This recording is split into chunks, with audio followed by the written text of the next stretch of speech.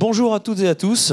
On va essayer de tenir l'horaire. On attend un dernier micro, mais on va commencer maintenant. Merci beaucoup d'être venus aussi nombreux cet après-midi pour cette table ronde dont je rappelle le titre, pour ceux qui seraient là par hasard. Quels sont les risques de transition pour les entreprises ? La table ronde va durer 1 heure. Classiquement, on prévoit 40-45 minutes de débat avec le magnifique plateau que j'ai à ma gauche. Et puis, on laissera évidemment 15 minutes de questions. Donc, voilà, collectez vos questions au fur et à mesure, gardez-les bien. Et mes camarades ici y répondront avec plaisir à la fin de cette table ronde. Alors, comme je disais, je suis extrêmement bien entouré puisque j'ai à côté de moi, alors, honneur aux dames, Charlotte Giret. Bonjour. Bonjour Charlotte, qui est directrice transition RSE Innovation chez SNCF Immobilier. Et tu as pour mission de construire, d'animer la stratégie de SNCF Immobilier dans les domaines de la transition environnementale, de la RSE et de l'innovation. J'ai également à mes côtés Nathalie. Bonjour Nathalie. Bonjour. Nathalie Penfernis, qui est directrice de l'agence de conseil en durabilité du groupe APAV. Et le groupe APAV, en tout cas l'agence conseil, accompagne les entreprises dans leur transition durable sur les thématiques climat, nature, RSE et CSRD.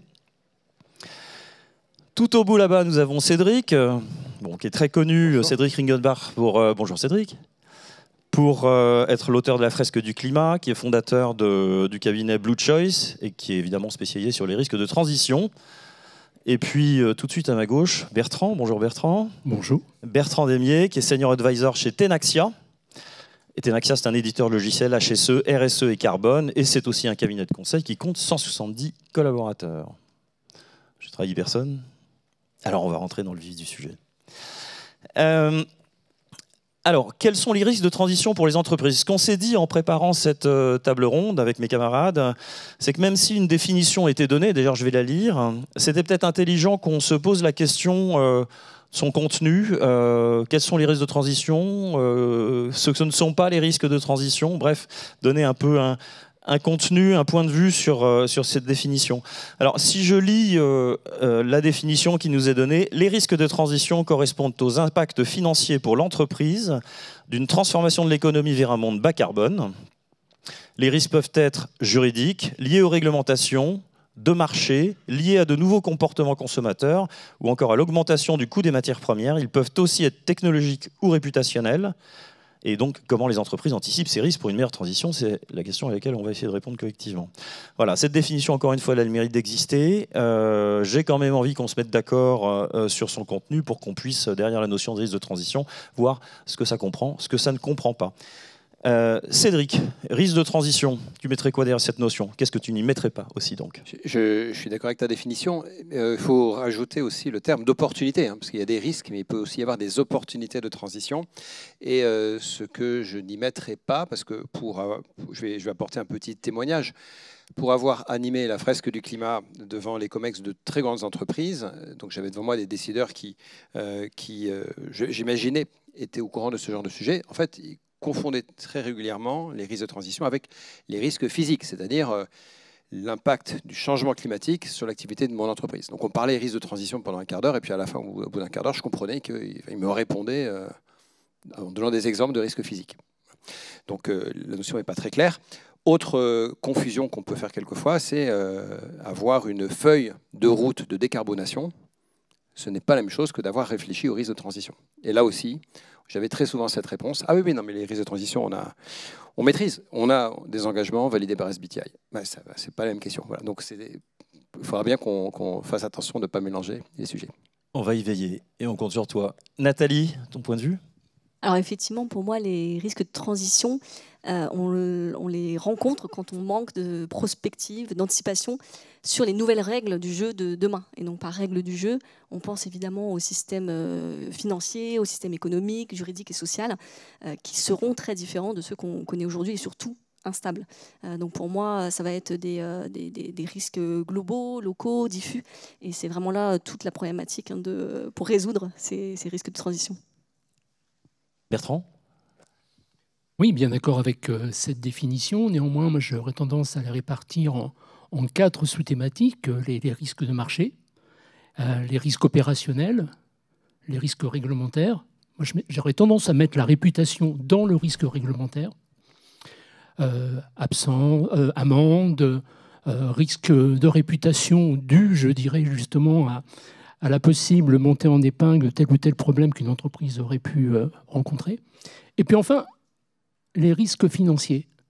Et j'étais assez frappé ce matin dans le cadre de l'atelier qu'on organisait sur la restitution d'une étude sur la CCRD chez Tenaxia. Et sur la CSRD, à un moment donné, on a eu intervenant d'LCL qui a attiré notre attention sur les risques de financement, mais aussi les risques finalement du point de vue de l'accompagnement des banquiers. Donc aujourd'hui, en disant finalement que le carbone des clients, c'était le carbone des banques de demain. Et c'est donc un risque réel de perdre la capacité de trouver des investisseurs demain dans le cadre du développement d'une activité, mais aussi de perdre le concours bancaire. Oui, c'est évidemment important. Charlotte, vous complétez ? Peut-être sur un point de vue d'entreprise, aujourd'hui, ce risque de transition, c'est peut-être la non-anticipation ou la mauvaise anticipation des ressources matérielles et immatérielles dont on a besoin pour produire un service à l'échelle du territoire. Donc évidemment des sujets de matière, d'eau, d'énergie et de foncier par exemple, et puis des sujets immatériels de formation, de savoir-faire, de technique. Et donc c'est cette question des ressources qui pour nous devient vraiment un point essentiel. Et donc le risque de non-transition, si on n'en anticipe pas suffisamment ces questions. Alors, Charlotte, si on est d'accord avec cette définition et puis tous les éléments qui ont été apportés, cette définition des risques de transition, est-ce qu'il faut chercher à les mesurer ? Si oui, comment on fait ? Et c'est quoi ton témoignage chez SNCF Immobilier sur le sujet ? Je vais peut-être repréciser en quelques mots ce dont on s'occupe pour qu'il n'y ait pas d'ambiguïté dans la salle. L'immobilier de la SNCF, c'est donc l'ensemble des bâtiments qui permettent de produire le service ferroviaire. Donc c'est à peu près 8 millions de mètres carrés sur 30 000 hectares à l'échelle de la France. Et donc c'est tout ce qui est nécessaire en effet à fonctionner simplement pour faire rouler, fonctionner, entretenir des trains. C'est aussi 100 000 logements. Et donc, ce qui est intéressant, c'est qu'en gros, aujourd'hui, on gère la totalité d'un patrimoine très hétérogène, très varié dans à peu près toutes les villes de France. Et donc, quand on pose cette question du risque de transition, on voit que le premier sujet, c'est comment on gère ces 25 000 bâtiments. Est-ce que c'est le même risque partout ? Comment est-ce qu'on peut l'évaluer ? Comment on peut le hiérarchiser ? Qu'est-ce qui est réellement stratégique en termes d'actifs aujourd'hui, mais surtout demain ? Et donc, on est en effet engagé aujourd'hui dans des analyses assez fondamentales de data, tout simplement, parce que aussi toute cette question de renseigner de quelle info nous avons besoin sur nos bâtiments, sur nos terrains pour prendre les décisions, elle est complètement bousculée par les urgences actuelles. Et peut-être qu'il ne faut pas avoir la même info sur 25 000 bâtiments, mais peut-être un certain type d'information sur certains actifs. Et déjà là, on voit qu'il y a un premier questionnement, puisque nous, on gère un réseau national. Et normalement, on a partout la même logique, la même façon de fonctionner, la même politique, les mêmes données. Sauf que demain, il faut certainement qu'on s'organise un peu différemment. Donc en effet, on a lancé pas mal de travaux sur cette question de la mesure, en particulier évidemment parce qu'on y est assez vite soumis la question de la vulnérabilité de nos actifs. Est-ce que demain, on est capable de donner des notes de résilience, par exemple, de nos actifs pour se dire, bon, cet actif-là, en gros, s'il ne fonctionne pas plus de 2 heures, je suis dans une situation où tout tombe. Et donc, qu'est-ce que je suis capable de prévoir pour éviter ces situations ? Donc, je dirais que nous, la difficulté, ça va être la taille et l'hétérogénéité de ce patrimoine, mais qui est un héritage historique et donc qui est aussi porte des opportunités pour résoudre des problèmes de transition très intéressants. Donc, on pourra développer dans la suite des questions. Et Charles, toujours vu toutes les dimensions en fait des risques de transition que vous avez évoqués tous les quatre, comment on s'y prend pour mesurer ça ? C'est-à-dire que vous avez des matrices d'appréciation des risques, est-ce que les méthodes classiques d'appréciation des risques ou de mesure des risques peuvent s'appliquer ? Alors, Si on prend par exemple la question de l'énergie, le premier sujet, c'est par exemple la consommation. Qu'est-ce que consomment nos bâtiments? Est-ce qu'on met 25 000 compteurs? Est-ce qu'on met 50 000 sous-compteurs? Comment est-ce qu'on fonctionne? Donc, et déjà, en soi, c'est une des premières questions. Donc, évidemment, aujourd'hui, on équipe avec de la télérelève certains sites.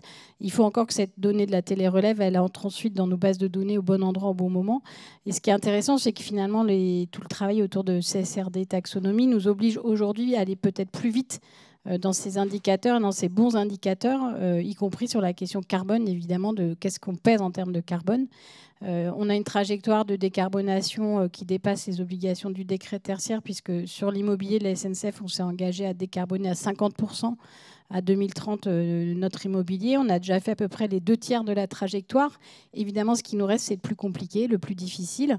Et aujourd'hui, ça va être cette question du renoncement ou du discernement, en tout cas, à faire les bons choix, c'est-à-dire sur quel bâtiment et quel type de travaux il va falloir réaliser pour réduire ce risque de transition. Donc c'est vraiment aujourd'hui, en tout cas la perception qu'on peut avoir, c'est est-ce qu'on a les bonnes données pour prendre la bonne décision dans le temps qui nous reste, qui est très limité. Merci. Nathalie, si on regarde le sujet des risques de transition un peu sous l'angle de la réglementation, des contentieux que ça peut engendrer. Alors effectivement, le risque réglementaire, c'est à côté du risque de marché et du risque technologique, un risque de transition important.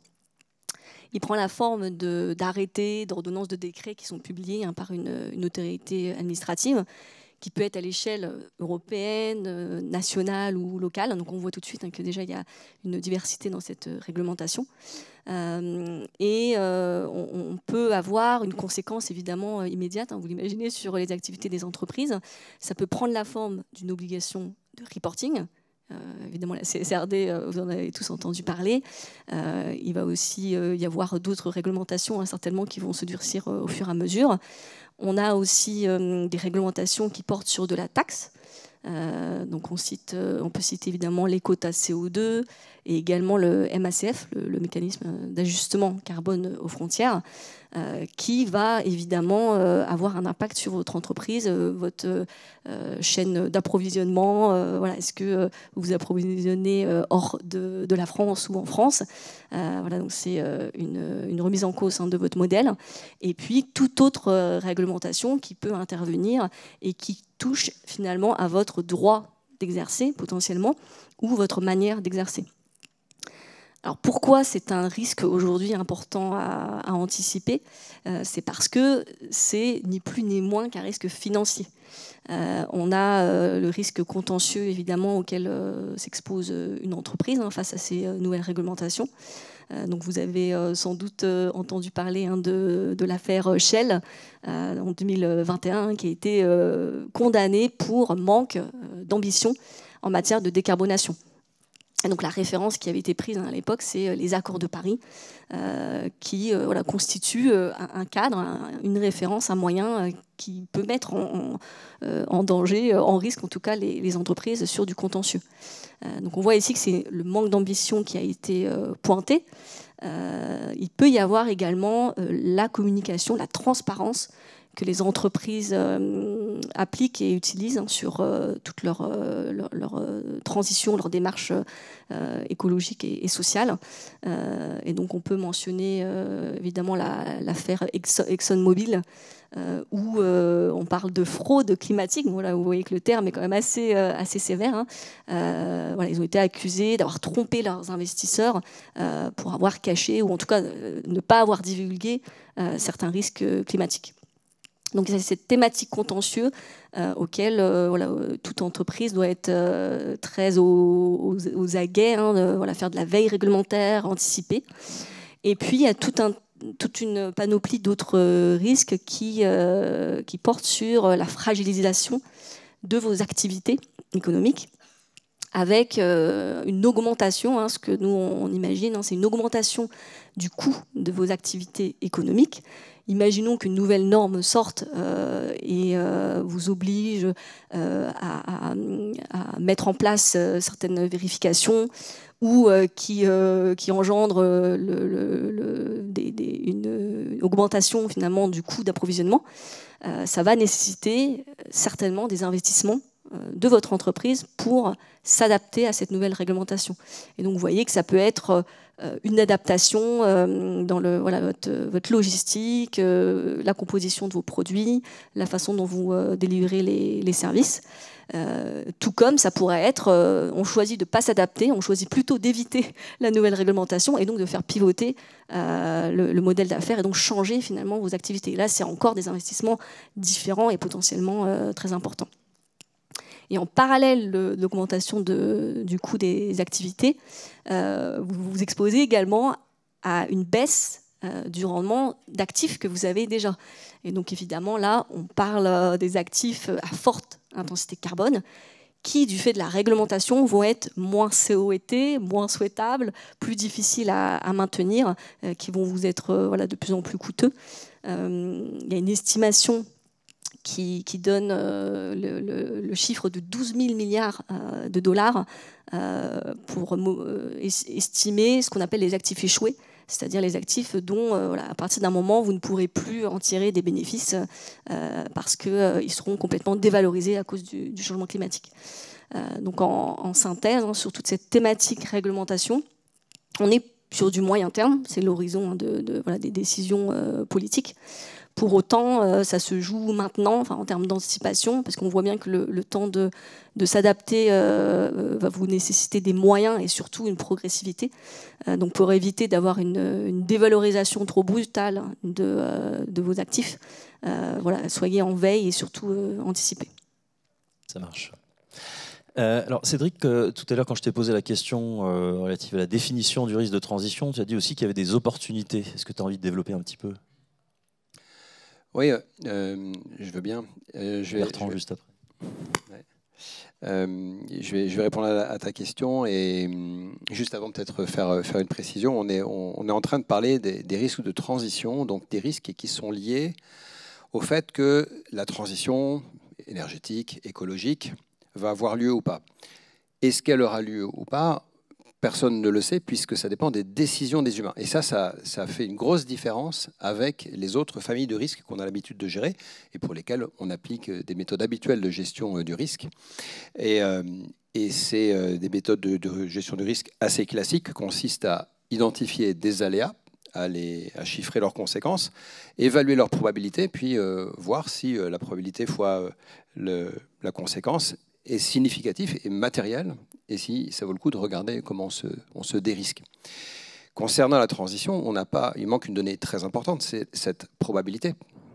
Ni le GIEC, ni aucune littérature économique ne nous donne une probabilité qu'on reste en dessous de 2 degrés, au-dessus de 4 degrés. On n'a pas ça. Voilà. Et c'est très embêtant pour prendre des décisions. Les entreprises ont horreur du flou, du vide, et pourtant, il va falloir qu'elles fassent avec cette incertitude. Donc je vais très vite venir à la notion d'opportunité et de risque, parce que en prenant des décisions sur l'avenir, les entreprises qui sont concernées par les risques de transition sont en gros des entreprises qui ont des décisions à prendre sur des investissements dans des actifs qui vont durer longtemps, plusieurs décennies typiquement. Quand elles ont le choix entre plusieurs technologies, plus ou moins carbonées, eh bien, il y a un choix. Si j'ai 2 choix, il y en a un des 2 qui va être par exemple plus capitalistique mais qui s'amortira à l'avenir. Si le carbone est à un prix élevé, par exemple. Donc, si on est dans un monde qui se décarbonise. Donc, quand on va décider de choisir une technologie A plutôt qu'une technologie B, c'est que l'on fait implicitement un pari sur l'avenir, mais qu'on en soit conscient ou pas. Très souvent, on n'en est pas forcément conscient. On a fait des hypothèses. Et sur la base de ces hypothèses, on a fait des calculs de rentabilité financière, parce qu'au bout du bout, c'est bien ça, c'est une question de rentabilité financière. On ne va pas sauver le monde avec les moyens des entreprises. Cette rentabilité financière, et donc c'est autant des opportunités que des risques, elle dépend du scénario que va décider de suivre l'humanité. Alors comment on fait pour décider dans ce flou, vu que personne ne peut nous donner ces probabilités-là? Eh bien, il va falloir faire des hypothèses et décider, en tant que dirigeant d'entreprise, qu'on assume de faire l'hypothèse que le monde va aller dans telle direction. Et c'est une décision qu'il faut prendre avec ses tripes. on peut essayer de se forger une intime conviction sur la base de ce qu'on observe autour de soi. Et c'est tout à fait OK d'arriver à la conviction que non, on ne sera pas en dessous des 2 degrés.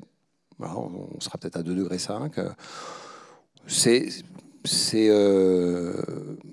C'est plus dur à assumer, mais c'est tout à fait cohérent. Et par contre, une fois qu'on s'est dit, voilà, moi je table sur l'hypothèse que l'humanité va aller dans telle direction, on est capable d'en tirer un certain nombre de conséquences. On n'aura pas une trajectoire en dessous de 2 degrés sans un certain prix du carbone. Et donc ça me fait une donnée d'entrée pour commencer à calculer des opportunités ou des risques sur l'avenir, et à nouveau des opportunités ou des risques financiers. Alors il y a quelque chose d'intéressant, c'est que même si on se dit que la probabilité de rester en dessous de 2 degrés, on se donne une chance sur 4 d'y arriver, le prix du carbone, dans cette hypothèse-là, il est tellement haut que même multiplié par une probabilité d'1 sur 4, pour faire une espérance mathématique, comparé à un coût du carbone qui de toute façon ne passera pas en dessous de 0, qui resterait entre l'actuel et 0, et ben déjà ça pèse en fait.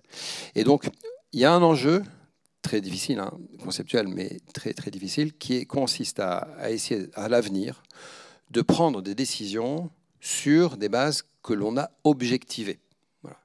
Se dire, moi, je fais la probabilité que tel scénario du GIEC, je lui donne telle probabilité, tel scénario, je lui donne telle probabilité, etc. Et on prend les scénarios de trajectoire de prix du carbone, par exemple, qui sont affectés à chacun de ces scénarios. On part là-dessus. On a donné des probabilités complètement au doigt mouillé et complètement avec ses propres intuitions. Et on peut à nouveau ressortir des tableurs Excel et faire etc. Et donc, c'est là qu'on va avoir la possibilité de choisir une option plutôt qu'une autre. Et si on est allé trop vite, on perd. Si on est allé pas assez vite, on perd aussi. Donc ça, c'est les risques de transition ou les risques de non-transition. Par contre, si on a anticipé un changement qui va avoir lieu, on gagne. Donc ça, c'est une opportunité. Et si on reste dans le business as usual alors que le monde ne fait pas de transition, voilà, c'est aussi une opportunité. À court terme, c'est viable. À long terme, on va tous mourir. Mais à court terme, économiquement, si le monde n'y va pas, il vaut mieux ne pas y aller. Voilà. Donc c'est ça, on est dans cette espèce de pari de Pascal. Et la question à se poser dans ces cas-là, c'est il faut sortir du quanti aussi de temps en temps et se dire si je dois perdre la même quantité d'argent, soit parce que je suis allé trop vite ou pas assez vite, mais genre une quantité d'argent qui fait que limite ma boîte elle met la clé sous la porte et je perds mon boulot. Est-ce que je préfère perdre 1 milliard parce que je suis allé trop vite et je plante ma boîte et je perds mon taf, etc. Ou perdre 1 milliard parce que je suis allé pas assez vite. Dans tous les cas, le résultat est le même. Mais est-ce que dans quel cas j'arrive à me regarder dans le miroir le matin? Vous avez 4 heures. Ouais, voilà, exactement. On n'est pas loin des discours de philo. Bertrand, une réaction par rapport à ça, par rapport aux opportunités également? Non, je pense qu'effectivement, il est important de parler des opportunités. Et alors, on va certainement dire que je suis une sorte de monomaniaque de la CSRD. C'est pas faux. Dans le cas de la CSRD, dans le cas de l'analyse de double matérialité, on demande aux entreprises soumises de pratiquer ce qu'on appelle une analyse de double matérialité, qui est le socle de la CSRD. Socle, non pas de la Corporate Sustainability Reporting Directive, moi j'aurais vraiment préféré qu'on appelle ça Corporate Sustainable Transition Directive, parce que le reporting n'est carrément pas une fin en soi. La CSRD et le Green Deal ne sont faits que pour amener les entreprises à contribuer à la transition. Donc dès lors, effectivement, ça fait des lustres qu'au niveau des entreprises, on prend en compte les risques sur le modèle d'affaires, qui, moyennant, je dirais, des formats, des structures intellectuelles bien connues, là, on invite les entreprises à mesurer les impacts, les risques et les opportunités. Donc il y a 2 choses qui sont assez nouvelles finalement. Mesurer les impacts, on ne le faisait pas. Mesurer les opportunités, et on ne le faisait pas non plus. Et l'opportunité n'étant pas forcément que le contraire du risque. Donc c'est complètement nouveau. Et ça me semble tout à fait important à prendre en compte parce que ça permet justement de sortir du schéma complètement réducteur dans lequel bon nombre voudraient enfermer la CSRD comme étant un pensum aussi chronophage qu'inutile qu'onéreux. C'est une chance de réinventer le business durable des entreprises, mais encore faut-il en avoir bien conscience. Merci. Bertrand, toujours, je voudrais aussi qu'on revienne sur un point qui est ressorti quand on a préparé cette table ronde, c'est le fait que sur ces sujets de transition, l'entreprise ne doit pas être regardée toutes choses égales par ailleurs, de façon indépendante. Chaque entreprise ou acteur économique est connecté aux autres, dépendant aussi des avancées, des projets de transition des autres. Autrement dit, les bons scénarios peuvent être construits que collectivement. Oui, je dirais que la transition ne peut être que collective. De voir si telle ou telle entreprise, à titre individuel, est en transition par rapport à quoi? Par rapport à qui?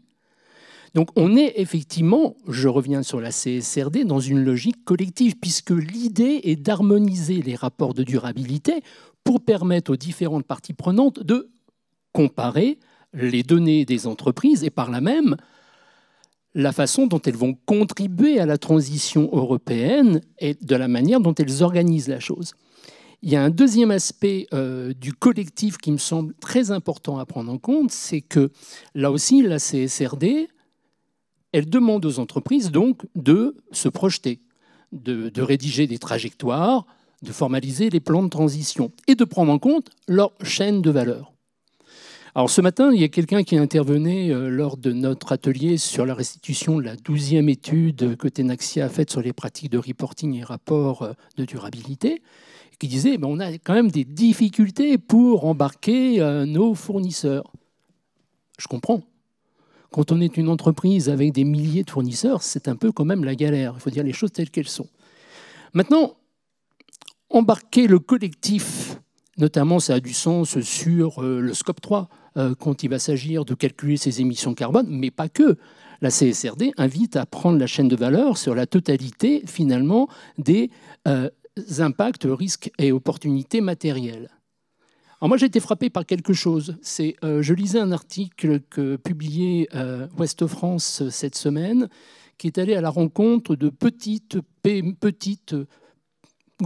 et grosses PME, et les a questionnées sur la transition. Et là, on avait affaire à des entreprises de rang 2, de rang 3. Mais ce n'est pas leur sujet. Il faut être très clair là-dessus. Moi, quand j'entends des personnes qui disent « ouais, les normes, il y en a marre », mais sincèrement, de vous à moi, si on n'avait pas normalisé, si on n'avait pas réglementé, s'il avait fallu uniquement attendre après le bon vouloir de quelques-uns, de quelques-unes, où en serions-nous aujourd'hui? Quand on voit le temps qu'il a fallu depuis la loi NRE en 2002, applicabilité en 2002 dans ce pays, il y a une inertie monumentale. Donc on a effectivement le collectif à embarquer aujourd'hui. Les fournisseurs de rang 2 et de rang 3, il faut les embarquer. Et puis enfin, pour conclure mon propos sur cet aspect collectif, alors, je ne critiquerai certainement pas celles et ceux qui ont contribué à formaliser la CSRD. Ça a été un énorme travail, on devrait plutôt les en féliciter. Maintenant, il est un peu dommage d'avoir repoussé à juin 2026 l'approche sectorielle. En 2026, sur les 40 secteurs qui ont été identifiés, moins que les Américains avec SASB et leurs 78 secteurs, on sait qu'en 2026, on aura 8 secteurs qui seront approchés. Et c'est bien dommage parce qu'effectivement, cet aspect collectif n'a de sens que si l'on prend secteur par secteur. Alors je sais qu'il y a des initiatives. On évoquait par exemple que sur le secteur de l'énergie, ils sont en train de réfléchir pour voir quel type de données, quel type de questions ils vont poser, notamment à leur chaîne de valeur. Mais on ne devrait réagir que comme cela. Il ne s'agit pas demain de comparer une boîte de BTP avec un manufacturier. Ça n'a aucun sens. Et Charlotte, la transition, elle sera collective ou elle ne sera pas? Comment ça se passe pour SNCF Immobilier, qui est évidemment connecté à des tas d'écosystèmes? Oui, alors ça m'appelle plusieurs remarques. La première, c'est que agir dans l'incertitude, c'est pas forcément être inconscient. Enfin, je pense qu'il y a une différence à faire entre l'incertitude et l'inconscience.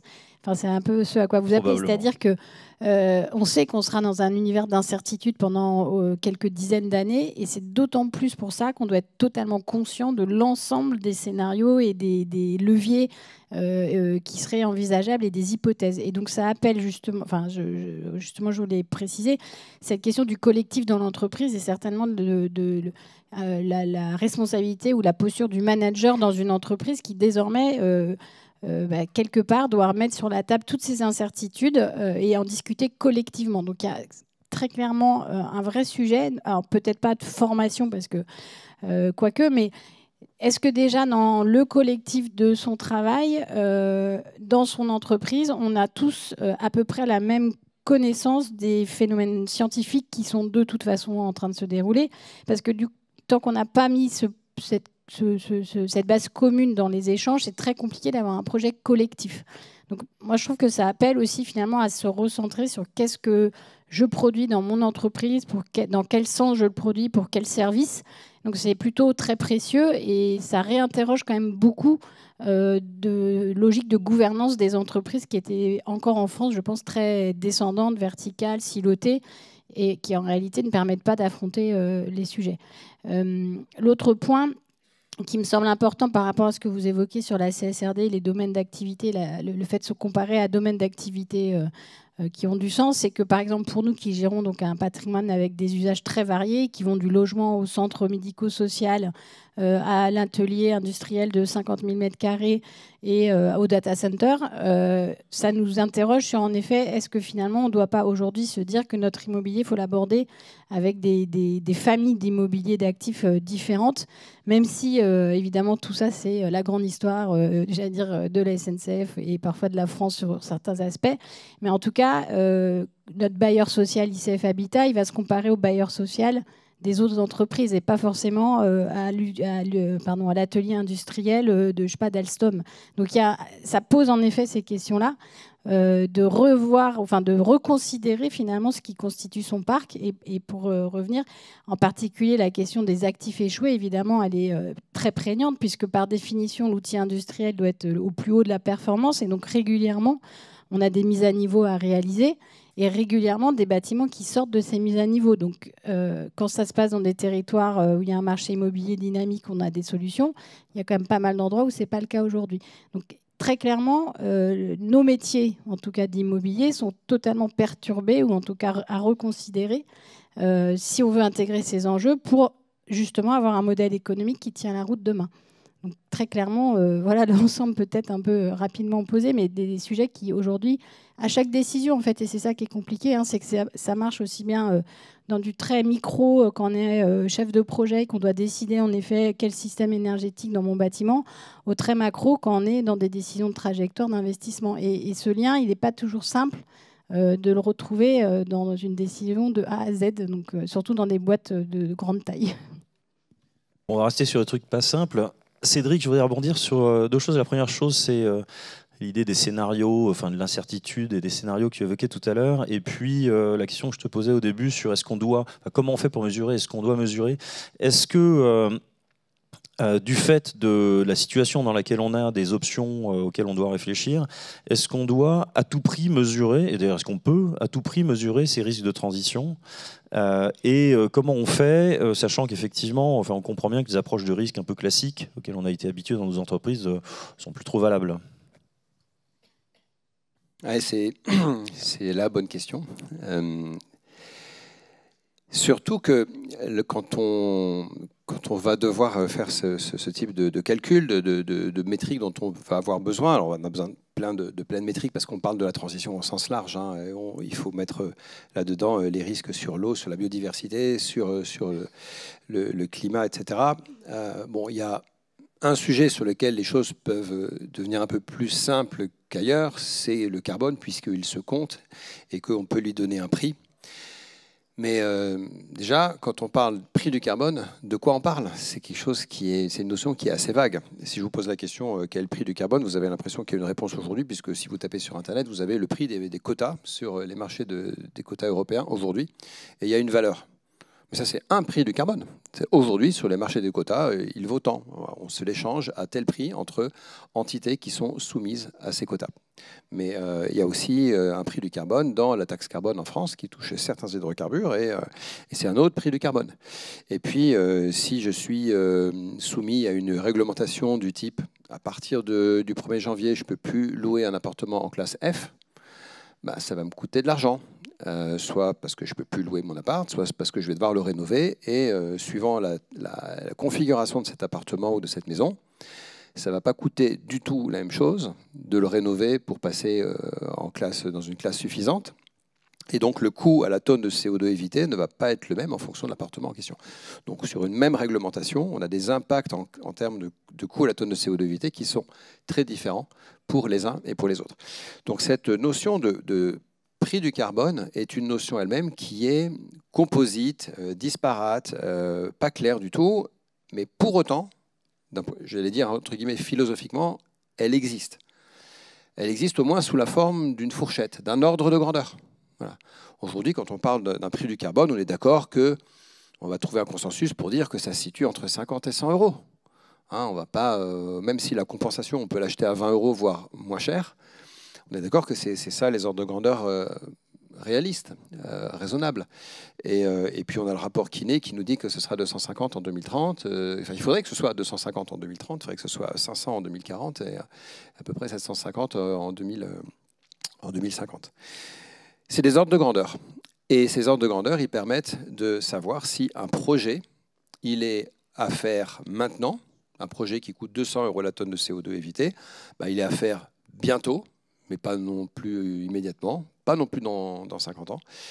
Un projet à 500 euros la tonne de CO2, il ne faut surtout pas s'y mettre tout de suite, ce n'est pas rentable, il y a mieux à faire avec son argent. Mais il faut se dire que c'est quand même quelque chose qui s'anticipe, puisque pour 2040, ça commence à être intéressant.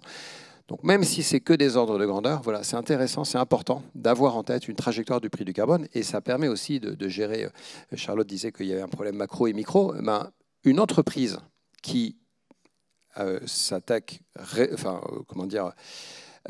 correctement au risque de transition, elle peut difficilement le faire sans avoir donné une trajectoire de prix du carbone de référence.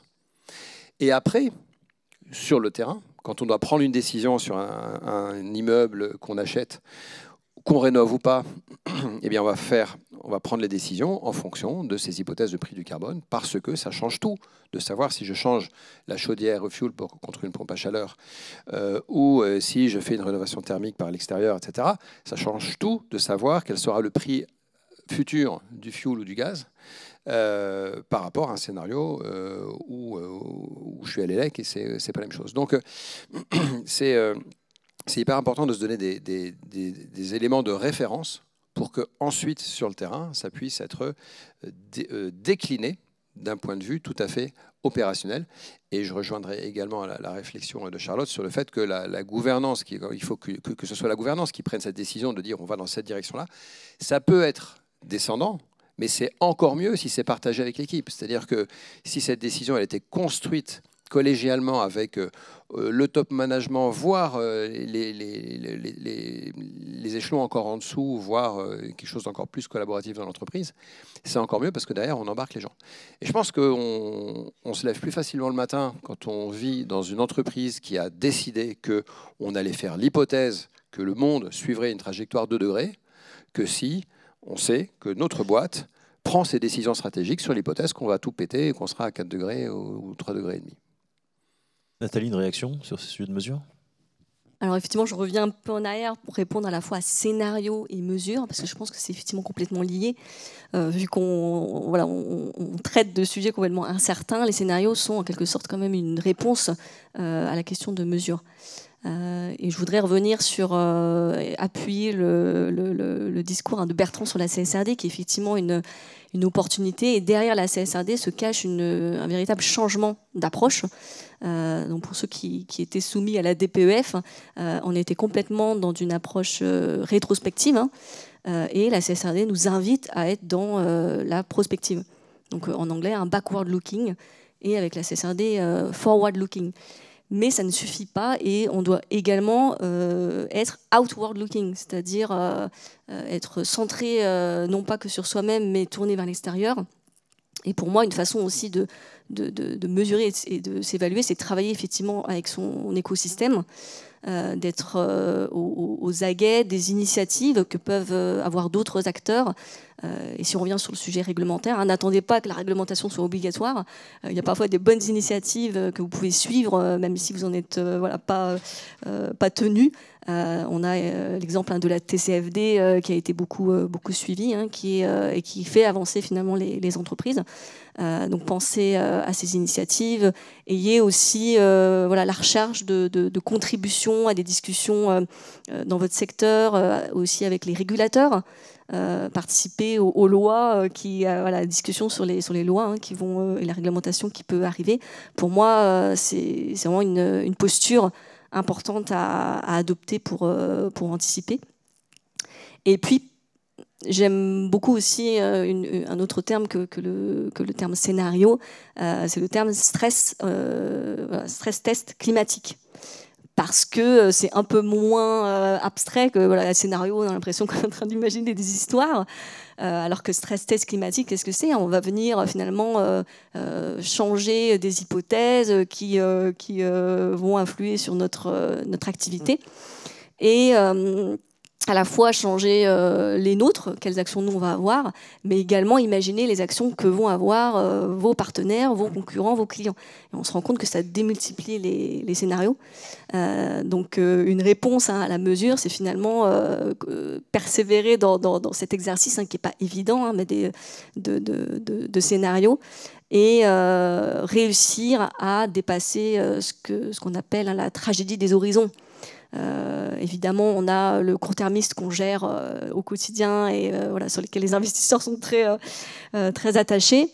Le moyen terme, on vient d'en parler, c'est tout ce qui est décision réglementaire qui est sur le moyen terme, et le long terme sur lequel se joue le changement climatique. Donc dans les scénarios prospectifs, il faut réussir, et c'est évidemment pas un exercice facile, mais à allier les trois horizons pour avoir des réponses qui vont permettre de vous travailler votre résilience. Et puis le dernier conseil que je donnerais, c'est surtout s'inscrire dans un exercice itératif.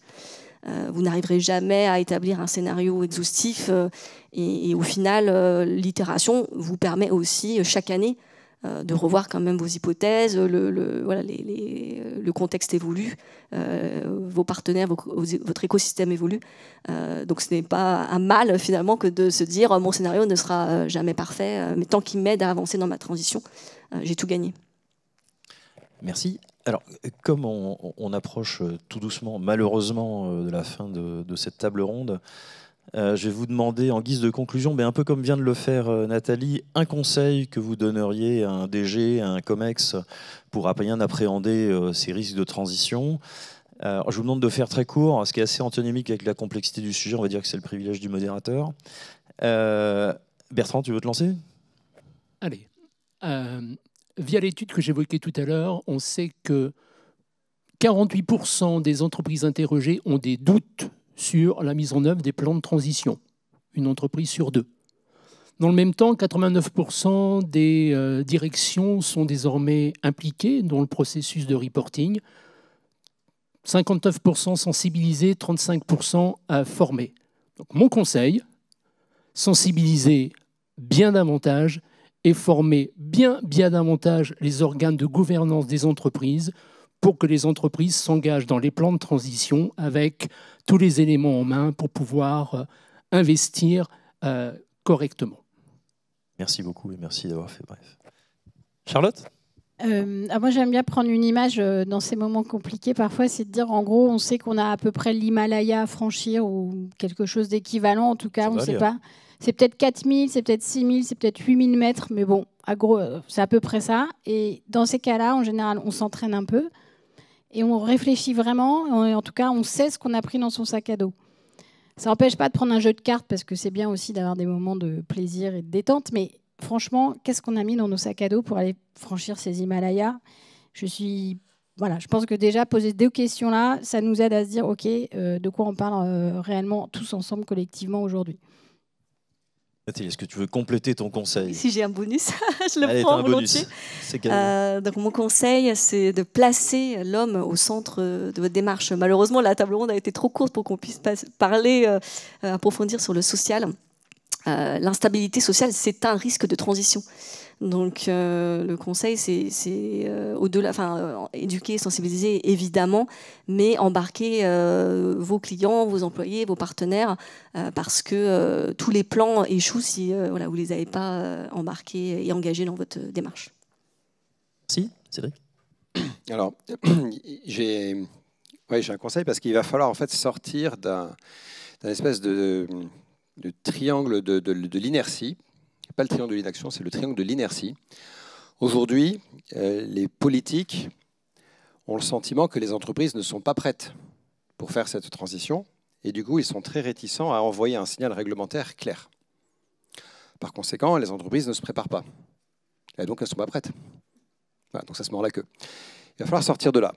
Donc il y a une option qui est d'avoir des politiques qui ont du courage et une autre option qui est d'avoir des entreprises qui anticipent un potentiel changement et qui s'y prépare. Il faut casser ce cercle vicieux de l'inertie. Et donc, chacun a une responsabilité. La responsabilité des politiques, c'est de pousser des politiques climatiques ambitieuses.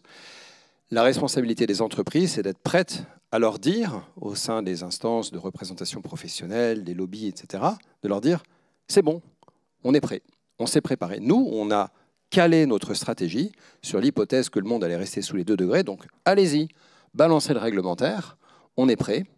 Et donc, on n'est pas encore dans cette situation-là. Je pense que les entreprises ne sont pas encore en train de dire ça aux politiques.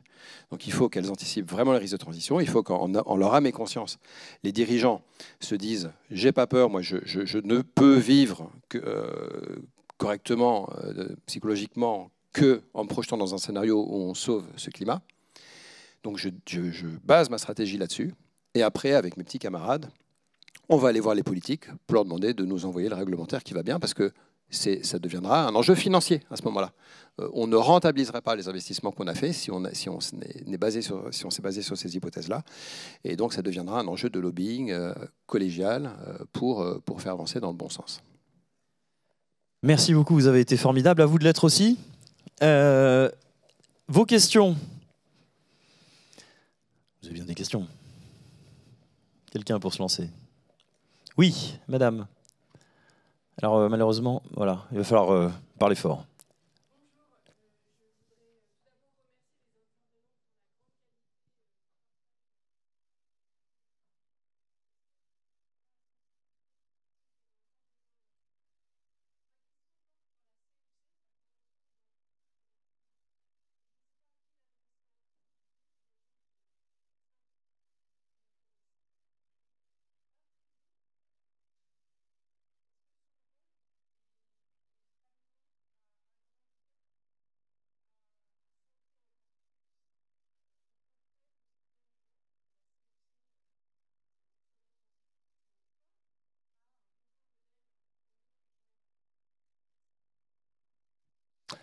Qui veut y aller?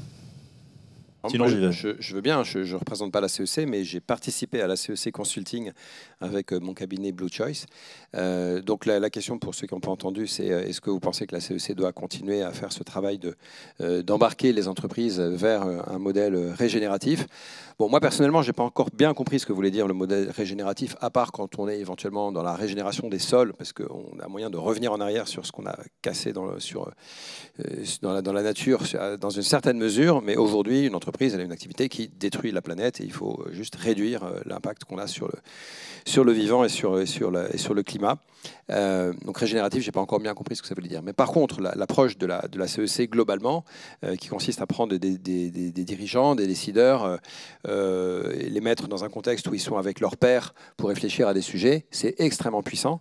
Et je pense qu'il faut vraiment continuer ça à large échelle. C'est ce qui est prévu. Il y a eu une première CEC il y a 2-3 ans maintenant. Il y en a plus d'une dizaine en cours en ce moment. Donc ça avance. Il y a des CEC régionales, thématiques.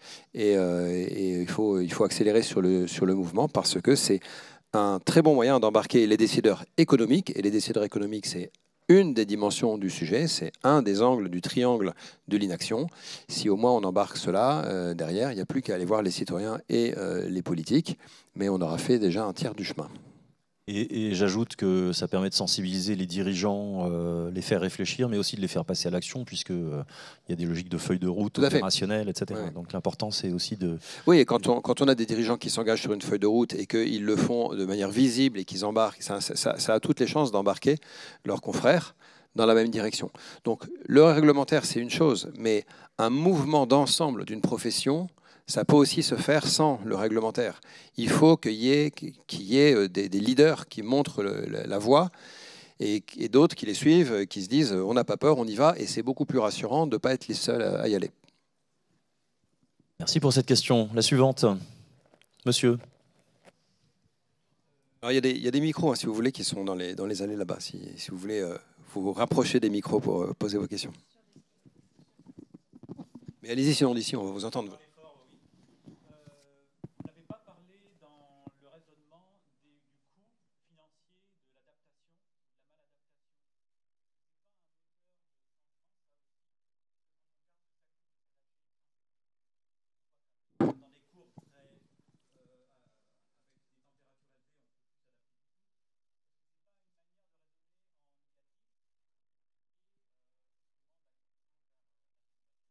Bertrand.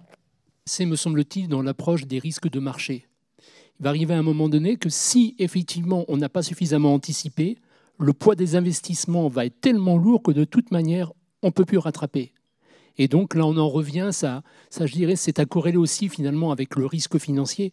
Mais le risque de marché, il est là. Il est la perte de valeur, il est la perte de license à operate, comme on dit, to operate, et puis c'est le trop grand nombre, le poids trop important des investissements pour pouvoir suivre. Donc effectivement, une des bonnes façons d'anticiper, c'est de pouvoir montrer ce que pourrait coûter l'inaction. Oui. Et ça rejoint les actifs échoués dont tu parlais aussi, Nathalie, tout à l'heure, si tu veux. Oui, effectivement. Et puis si voilà, on est au pied du mur, les investissements sont trop importants, ça va amener l'entreprise à réfléchir son modèle d'affaires. Malheureusement, c'est aussi la conséquence finale. Est-ce que je continue d'exister ou pas sous la forme actuelle et certains peut-être réussiront à réinventer un nouveau métier, des nouvelles règles pour opérationnaliser voilà, leurs activités. Mais voilà, dans l'histoire, les succès, voilà, quand on est au pied du mur, ils sont quand même bien moindres que lorsqu'on a réussi à anticiper et effectivement maîtriser le coût des investissements. Je mettrai un tout petit bémol. Ce que vous évoquez, c'est les risques physiques. Là, on parlait des risques de transition et vous essayez de faire un lien entre les deux. Et j'aimerais bien qu'on puisse faire ce lien. Si c'était évident que quand on voit les conséquences de la non-mitigation, ça pouvait déclencher des choses, je veux bien, mais mon entreprise s'adapte au changement climatique parce que je vais perdre des récoltes, je vais adapter mes... Il y a plein de façons de s'adapter. C'est quelque chose qu'il faut faire de toute façon parce que le changement climatique, il est en cours et notamment sur les 30 prochaines années, il est déjà engagé. Nos émissions actuelles n'auront un impact que sur le climat dans le longtemps. Donc, moi, entreprise, quoi que je fasse en termes de décarbonation et même en termes de gestion de mes risques de transition, ça ne changera rien au climat et notamment dans les 30 prochaines années qui sont quand même l'horizon de temps, dans le meilleur des cas, des boîtes. Voilà. Donc, j'aimerais bien qu'on puisse faire ce lien. Mais malheureusement, vous avez quelque chose qui est beaucoup trop distendu entre les activités humaines, quand on fait la fresque du climat, on s'en rend bien compte, les activités humaines, tout un pataquès de conséquences et de chimie et de physique, etc. Et à la fin, des conséquences sur les écosystèmes, les infrastructures, etc. Ouais, mais il y a 20, 30, 40 ans de décalage entre les deux. Voilà. Et non seulement il y a un décalage dans le temps, puis il y a un problème de commun. C'est-à-dire que le CO2, il est global. Et donc, c'est l'ensemble des émissions de la planète qui vont jouer. Et donc, les conséquences du changement climatique, il faut s'y adapter parce que de toute façon, ça, c'est embarqué. Et la mitigation, il va falloir aussi le faire. Et il y a trop de distance entre les deux pour qu'on puisse faire un lien évident, immédiat de l'un à l'autre, malheureusement. C'est la grande tragédie du changement climatique, c'est la tragédie des horizons. Oui, exactement, c'est ce que j'allais dire. Si on prend par exemple le secteur automobile, on se rend bien compte que voilà, ils sont attendus en 2035 pour n'émettre sur leurs véhicules neufs zéro émission. Le chemin pour y aller est pas si évident. Enfin, certains ont déjà ciblé, donc par exemple Volvo a une ambition d'être sur du 100% électrique d'ici à 2030. Et cette année, ils ne comptabilisent que 20% de ventes dans l'électrique. Donc en fait, ils sont obligés quand même pour réussir à maintenir leur état financier, de rétropédaler et de réinvestir voilà, un peu dans l'hybride. Donc c'est effectivement dépasser la tragédie des horizons qui est le défi à relever. Et dans votre cas pratique d'entreprise, voilà, faut vraiment le travailler spécifiquement au cas par cas. Une référence sur la tragédie des horizons. Hein. Cherchez sur Google le speech de Mark Carney à la Lloyd's en 2015. Tragédie des horizons, Tragedy of the Horizon. Un discours d'1 heure incroyable, devant tout le monde de l'assurance et de la banque. Incroyable. On prend une dernière question. Madame.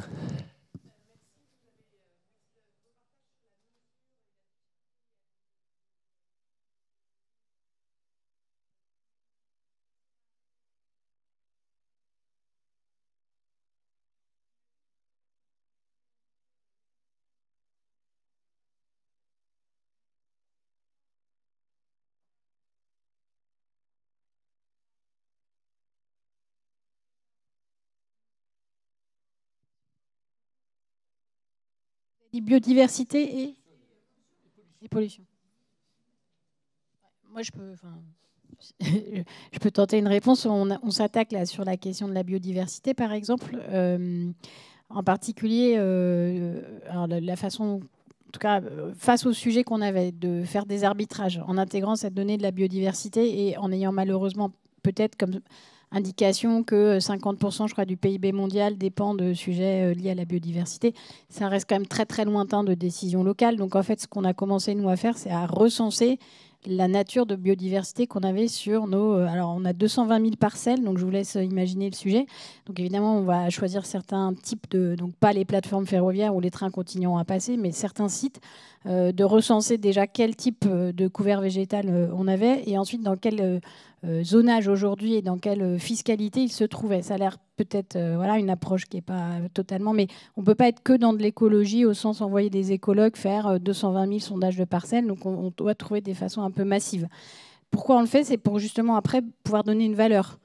Une valeur à j'ai 1 hectare boisé, moi SNCF, quelle valeur je lui donne? Et c'est un peu le sujet qu'on évoquait, c'est que la tonne carbone, elle a plusieurs valeurs possibles. Nous, on a choisi de prendre des valeurs internes de tonne carbone. C'est une façon de faire bouger les lignes. C'est-à-dire que finalement, attendons peut-être pas forcément une valeur de la biodiversité, mais chacun à sa place peut donner une valeur, peut-être éventuellement de qualité de vie, de paysage, de santé, à 1 hectare boisé. Il y a quand même aujourd'hui des références de coûts. Sur Paris, par exemple, le coût de la pollution, c'est 1 500 €, je crois, par personne par an à Paris. Qu'est-ce que ça amène si je boise 1 hectare? Voilà, on peut commencer à faire des calculs.